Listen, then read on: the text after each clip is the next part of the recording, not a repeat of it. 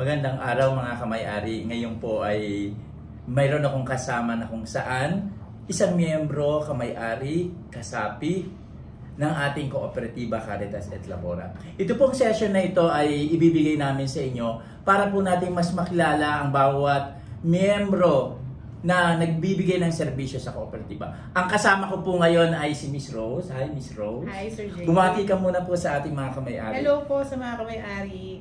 Yes. Si Miss Rose po ay aalamin po natin yung kanyang paglalakbay at pagbibigay ng serbisyo sa kooperatiba. Miss Rose, ang unang tanong ko sa iyo, Miss Rose, ilang years ka na sa kooperatiba? 7 years ng mahigit.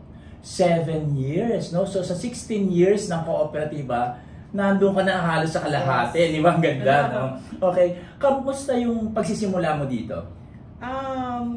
Ano ko talaga na labor is walang discrimination kasi given my religion, iglesia ko. Yes, pero tinanggap ako sa church-based cooperative. So, isa yun sa pinaka nagustuhan ko dito sa Caritas. Yan ang isang sinabi mo napakaganda. Kasi sa pagpasok natin sa kooperatiba, unang-una, sabi mo nga, it is a voluntary and open membership. Yes. Alam naman natin na ang konsepto ng kooperatiba, Caritas et Labora, ay isang religious parang sector, no? Pero hindi ito tinignan sa pagiging iglesia mo. That's good, di ba?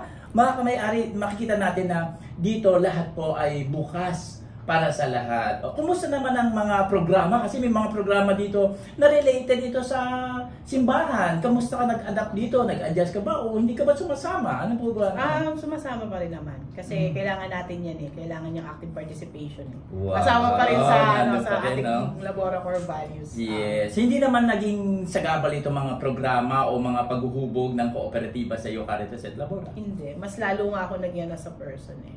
O, Mas lalo umunlad as a person. Okay. Okay siya.